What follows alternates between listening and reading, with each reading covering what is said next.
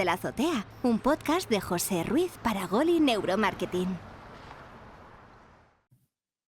Pues buenos días o buenas tardes o buenas noches según cuando los que estáis ahí nos estéis escuchando. Bienvenidos a una edición más de Desde la Azotea, este podcast en el que nos gusta hablar, pues eso, de lo que nos gusta, pues de datos, de inteligencia artificial, de tecnología. Hoy tenemos con nosotros a una invitada al otro lado. Hoy no lo estamos haciendo de forma presencial, lo estamos haciendo de forma digital como otras veces. Tenemos a Macarena Esteves, que ella es matemática, analista, asesora estratégica, entre otras muchas cosas. Macarena Esteves, bienvenida a Desde la Azotea. Bueno, encantada, José. Muchas gracias por tenerme aquí contigo. Pues yo casi siempre empiezo con esta pregunta o con una parecida, porque me genera curiosidad saber, pues, cómo gente de diferentes perfiles terminan en este mundo del marketing en el que nosotros estamos. Así que, bueno, pues, ¿cómo llegas a este mundo del análisis de datos y de usar datos para hacer cosas? Pues mira, aunque parezca mentira, llego casi un poquito por casualidad, porque yo era muy buena estudiante en el cole y la primera carrera que elegí fue medicina. Uh-huh. Pero cuando estaba estudiando medicina, pues un día bajé a la sala donde estaban los muertos y inmediatamente decidí, dije, esto no va a Saliste ser para corriendo. mí. Salí corriendo, salí corriendo. Y entonces luego, pues por casualidad estudié matemáticas porque intenté hacer el cambio de expediente y me dijeron que había problemas y tal. Entonces me dijeron, mira, si eliges una carrera que no tenga mucha demanda, pues será más fácil. Y entonces, como yo era muy buena estudiante y me gustaba un poco todo, me fui a ver un poco las carreras y tal y vi que los matemáticos libraban un día de la semana que era los viernes y los físicos libraban los martes. Así que dije, pues matemáticas. O sea que fíjate cómo estudié yo Me hago puente toda la matemáticas. semana, ¿no? Sí, pero bueno, luego ya después de eso, la carrera se me dio muy bien y tuve la suerte de coincidir profesionalmente con gente que creyó en mí, que eso es súper importante, tener la fortuna de que haya gente que te apoye en tu carrera profesional y nada, y luego ya cuando ya era más mayor, a los 40, monté mi propia compañía Uh-huh. que se llamaba Conento, una compañía que tuvo mucho éxito, y en el año 2019 la vendí a Deloitte. Ajá. Ahí estuve 3 años de socia del área de data de inteligencia artificial, y luego me volví a poner un poco por mi cuenta. Y fíjate, ahora he vuelto a estar cacharreando con datos que, sin lugar a dudas, es lo que más me gusta hacer. O sea que has terminado has dado varios pasos, pero al final has terminado en lo que te gusta, que es lo importante. Total, total, total. Oye, Y ahora estoy súper contenta. aunque llevamos toda la vida tomando decisiones a partir de los datos, parece que en los últimos años los datos son hasta incluso nuevos, ¿no? Están hasta de moda, pero hasta tal punto que parece que antes pues no se usaban cuando llevamos toda la vida tomando decisiones a través de datos. ¿Cómo ves tú este mundo en el que tenemos ahora un cierto interés mayor que antes por los datos? ¿O parece que las empresas tienen un cierto interés mayor que antes por los datos? Bueno, como tú dices, los datos siempre han importado, porque al final yo te puedo intentar convencer de algo y estar una hora intentándote convencer de algo, pero si yo te digo, oye, mira, ¿cuántos son uno más uno? Dos. Pues es que eso, chico, o sea, no hay lugar a la duda. Entonces, los datos es eso lo que traen a una empresa, la seguridad detrás de los argumentos. Entonces, por eso, cuando tú puedes argumentar algo basado en datos, pues eso a ti te va a dar una seguridad que reconforta. Los datos reconfortan y ser una persona que tenga esa habilidad para manejar los datos es una cosa buena. Y fíjate, yo siempre digo que no tienes que ser matemático, ni te tienen que haber gustado los datos toda la vida, cuando eras pequeño en el cole. No, o sea, yo creo que es sencillamente decir, oye, me voy a llevar bien con los datos. Cualquier persona que quiera dar ese paso, te garantizo que lo puede dar, aunque haya estudiado derecho y haga un montón de años que no tiene contacto con los datos. Entonces, desde este punto de vista, ¿no? Los datos nos dan seguridad, pues las empresas, todo lo que venga del dato es una cosa que siempre les viene bien. ¿Qué ha pasado últimamente en los años, como dices tú? Pues que con la tecnología, que es lo que ha avanzado mucho, ahora las empresas tienen acceso a muchísimos más datos que antes.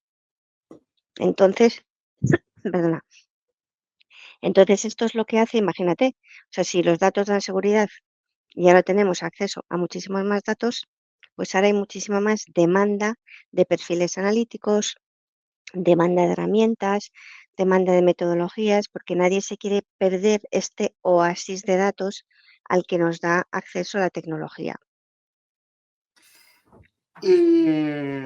Hemos hablado de, como tú decías, de que los datos reconfortan, ¿no? De que los datos apoyan argumentos. Pero yo creo que algo a lo que nos hemos enfrentado todos los que manejamos datos, o todos los que alguna vez han manejado datos, pero en algún momento han tenido que sentarse con ellos delante de alguien, porque muchas veces los datos no apoyan lo que la persona que tienes delante quiere oír. Entonces, ¿cómo te enfrentas a esa situación en la que esa persona que te ha contratado, que te ha pedido un trabajo, que tiene unos datos delante que no son precisamente los que quiero oír?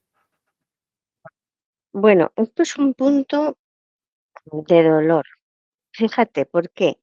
Porque cuando una persona en una empresa que lleva años trabajando, que tiene experiencia, que tiene olfato, que tiene intuición, que no se la inventa, la tiene porque lleva años trabajando en eso que está trabajando.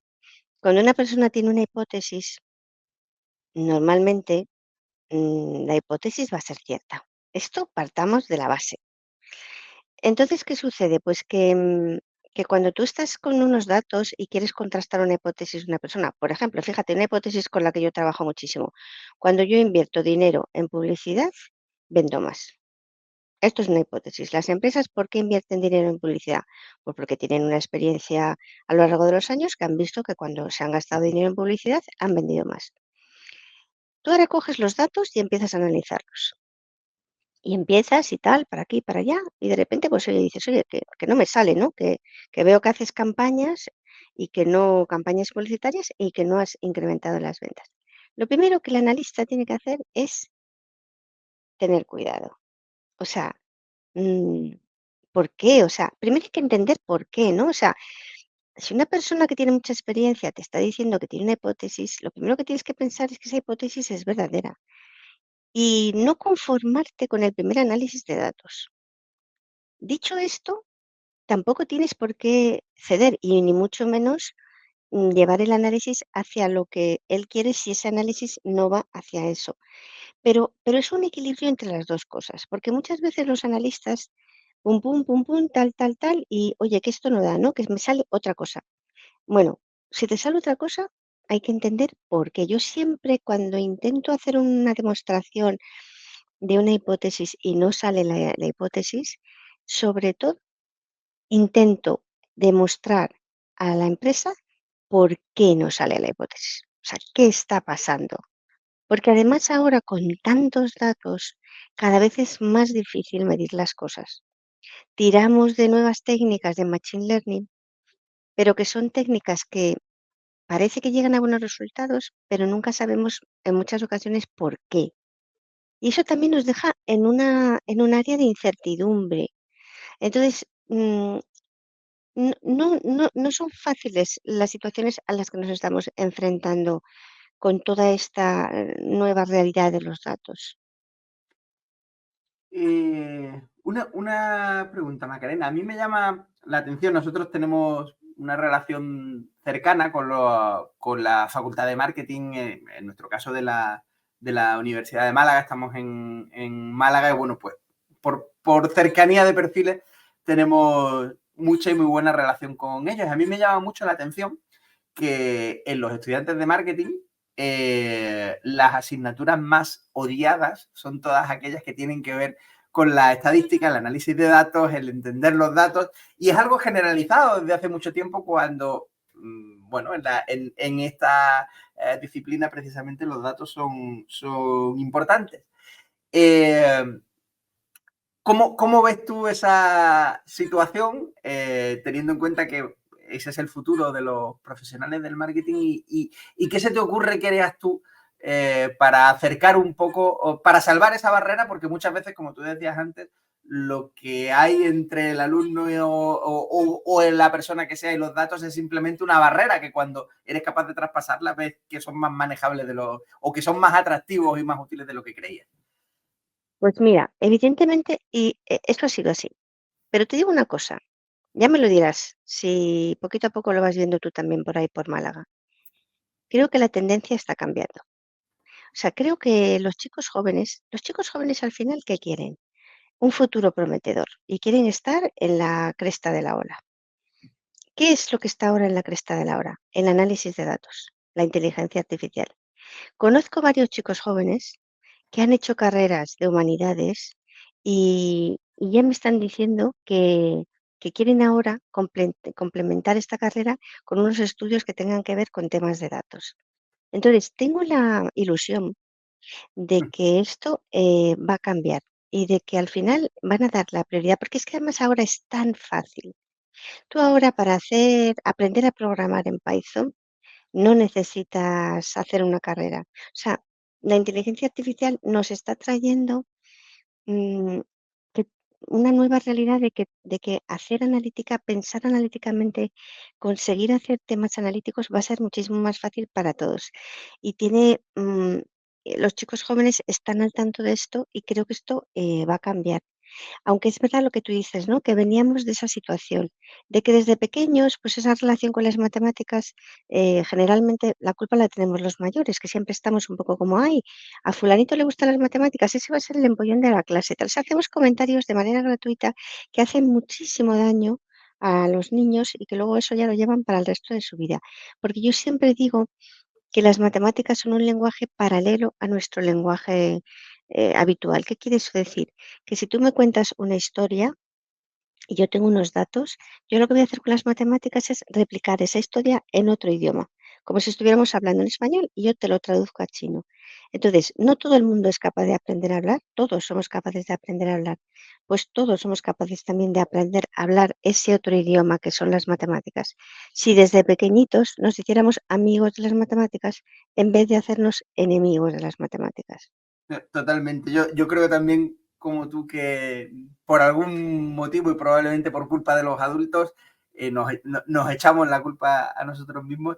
Desde pequeños las matemáticas son de las más odiadas. A todos los niños, a pocos niños que les preguntes en el cole cuál es su asignatura favorita, poquitos te dicen que matemáticas son su asignatura favorita. Pero bueno, como te digo, cuando ya están llegando a las universidades, a lo mejor marketing es un perfil que venga un poquito más de la parte menos de matemáticas, pero en general ya vas a ver cómo esto va a cambiar. Esperemos que sí y que lo veamos en los próximos años. Oye, hablemos un poco también de otra de tus facetas y también de la nuestra, que es la inteligencia artificial, que es otro de los temas que parece que ha llegado ayer y que también están de moda, aunque la inteligencia artificial lleva años en el mundo. Lo que ocurre es que desde hace un tiempo a esta parte, desde hace unos años, pues es más conocida por una serie de herramientas. ¿Cuál es la relación? Porque a mí me llama la atención también que mucha gente ve la importancia de los datos y ve la importancia de la inteligencia artificial, pero lo ve como cosas separadas, no ve como cosas que conectan. ¿Cuál es la conexión entre los datos y la inteligencia artificial? Bueno, ahora cuando se habla de inteligencia artificial, hay que distinguir dos tipos de inteligencia artificial. La que se denomina predictiva, que es un poco, en realidad las dos están muy relacionadas, pero de cara al uso que la gente hace de esas inteligencias artificiales. La predictiva es la inteligencia artificial que está más basada en temas matemáticos y que durante muchos años las empresas ya han estado utilizando para hacer cosas, algoritmos, pues de manera automática con las máquinas, y ese es un tipo de inteligencia artificial. El otro tipo de inteligencia artificial es el que ahora está tan de moda, que es la inteligencia artificial generativa, que se llama así porque es una inteligencia artificial, una máquina que genera, por ejemplo, escribe, por ejemplo, genera imágenes, genera código para poder programar y por eso se llama generativa.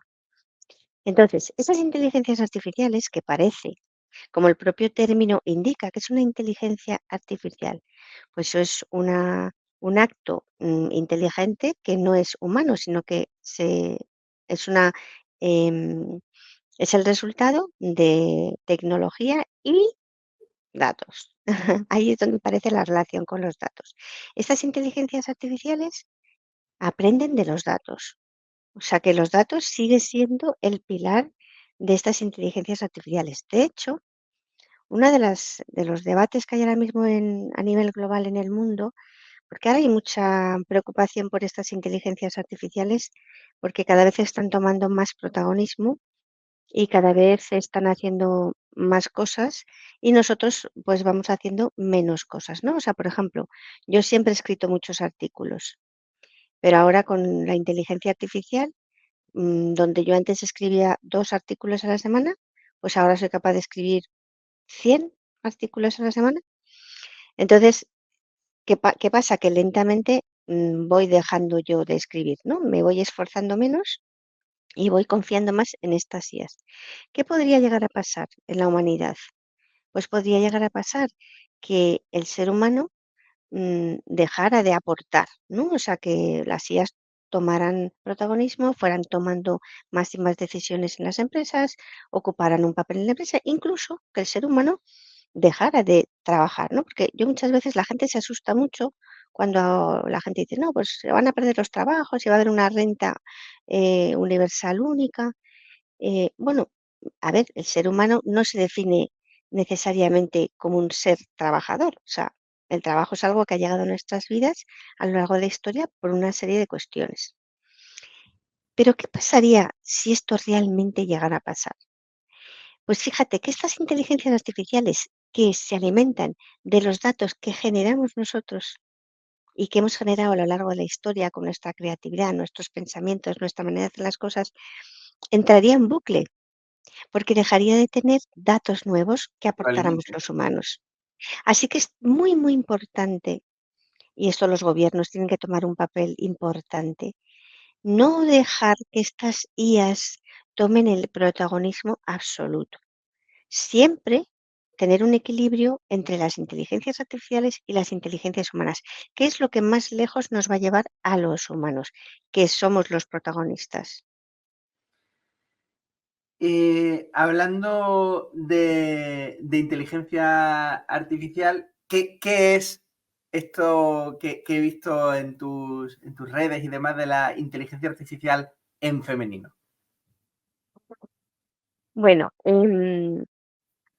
IA en femenino, que es un nombre de un grupo en particular, de una asociación sin ánimo de lucro que se llama iNetwork, pues es un evento en realidad, es un grupo de personas que trabajan un poco pues para poner, dar valor a todo lo que hacen las mujeres en el ámbito de los datos, la analítica y la inteligencia artificial. Por supuestísimo, es un evento al que están invitados tanto mujeres como hombres, pero tú sabes que sigue abriendo una brecha de género muy importante en todo lo que es el trabajo en estas áreas, ¿no? Generalmente, hay muchos más hombres que mujeres que eligen trabajar en temas de tecnología, en temas de datos, en las empresas también se nota mucho. Entonces, se está intentando, pues, motivar a las mujeres para que también se animen a hacer este tipo de carreras y de estudios que en el fondo sabemos que son una palanca fundamental para el futuro, ¿no? Entonces, yo soy una persona que defiendo muchísimo el 50-50, fíjate. Cuando era joven no tenía así como tanto afán, pero yo, ahora que ya soy mayor, yo me he dado cuenta, fíjate, cuando surge el feminismo en la historia, ¿no? Eh, lo que las mujeres gritan, ¿no? Es que somos iguales, ¿no? O sea, somos iguales y queremos tener las mismas cosas. Yo me he dado cuenta con la vida que la clave de esto es que somos diferentes. Entonces, lo que yo digo siempre es que, mm, cuando tú tienes 50% mujeres, 50% hombres, en lo que sea, siempre vas a obtener más, mayor riqueza, mayor variedad. A lo mejor va a costar más porque no te pones de acuerdo a la primera. Tienes que argumentar y tienes que ser capaz de a veces ceder y a veces no ceder, ¿no? Pero, pero creo que es súper importante. Si nosotros en el futuro, con lo importante que va a ser estas inteligencias artificiales, si estas inteligencias artificiales están construidas solo por hombres, pues se van a perder parte de la esencia de la humanidad, que son las mujeres. Así que tenemos que estar ahí. Así que hay que hacer cosas como IA en femenino, que apoyen a las mujeres y que las animen a entrar en estos campos. ¿Y por qué crees que existe esa brecha? Es decir, yo es algo, aunque es verdad que ahora es menor que antes, pero como tú bien dices, sigue habiendo un abismo en determinadas carreras, pues son muchos más hombres que mujeres, en las carreras técnicas, informática, telecomunicaciones, en general en las ingenierías, sigue habiendo ese desequilibrio que no te encuentras en otro tipo de carreras. ¿Por qué crees que existe esa brecha, esa, vamos a decir, lejanía entre este campo del conocimiento y las mujeres? Pues no lo sé, fíjate, yo lo he pensado mucho, muchas veces, ¿no? O sea, desde que somos pequeños, los niños en los recreos juegan al fútbol y las niñas no. ¿Que hay algunas niñas que juegan al fútbol? Hay algunas niñas que juegan al fútbol, pero la mayoría no. Entonces, como a lo largo del colegio tú te vas juntando con los que son iguales a ti, pues desde muy pequeñitos ya se dan las diferencias. ¿Por qué todos los chavales jóvenes, casi todos los niños de 10, de 9 años, de 11, están todo el día tic, tic, tic, con la Play o con la Nintendo y las chicas no? La mayoría de las chicas no. Pues no lo sé, no lo sé, pero te digo, de cara al futuro, hay, hay que hacer todo lo posible porque no sea así, porque ¿va a ser el fin del mundo si seguimos como estamos? No, pero ¿podríamos llegar a un mejor punto de encuentro? Pues sí. ¿Nos Claro. llevaría a un mejor futuro? Pues sí. Por lo que te digo, de que 50 más 50 suma más que 100. ¿Sabes? En ese caso, o sea, al final si tú pones, en lo que sea, en enfermería, en cocina, en programación, si tú tienes hombres y mujeres, más, más vas a sacar de eso bien seguro, por la diferencia que hay. Totalmente de acuerdo contigo. Y sí que antes de irnos me gustaría que nos hablaras de uno de tus proyectos, de esa parte emprendedora que tienes y nos contaras qué es eso del círculo de ingenio analítico.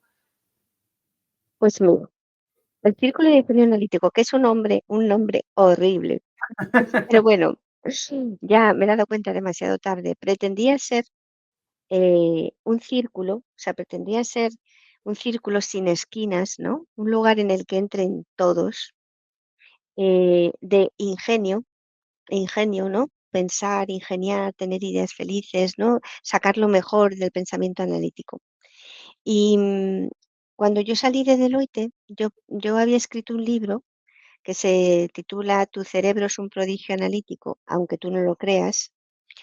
Y la idea era, pues, este libro lo que te dice es, está dirigido a personas que no se llevan bien con las matemáticas, que piensan que esto no es para ellos, y el libro lo que te enseña un poco es a que la inteligencia analítica es algo que tienes de manera natural dentro de ti. Y lo que yo pretendía hacer con el Círculo de Ingenio Analítico, pues era crear cursos, que los tengo creados, pero estoy tan liada que no me da tiempo a sacar eso. Entonces, realmente lo que yo estoy haciendo ahora es proyectos analíticos, sobre todo relacionados con el área de marketing, porque es el área en el que yo más he trabajado, en la que yo más he trabajado a lo largo de los años. Entonces, yo soy una persona que trabajo mucho modelos matemáticos para calcular el retorno de las inversiones en medios.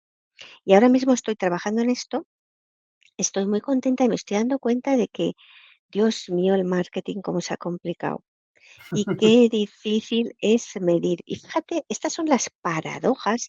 Yo me paso el día diciendo, qué paradójico, los temas de inteligencia artificial.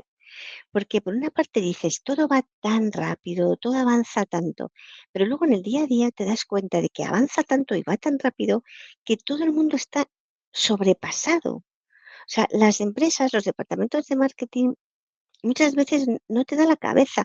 Durante años se trabajaron modelos de atribución digital súper complejos, con redes neuronales, cadenas de Markov, unas cosas súper complicadas. Al final, ahora, ¿qué hacen las empresas?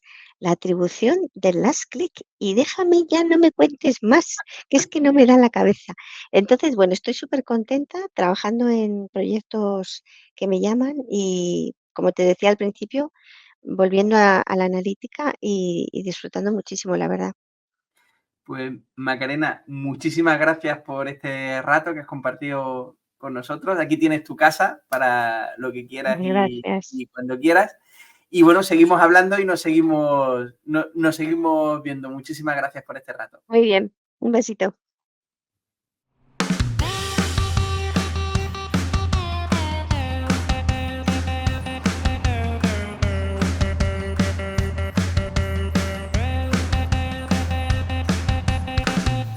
Desde la azotea, un podcast de José Ruiz para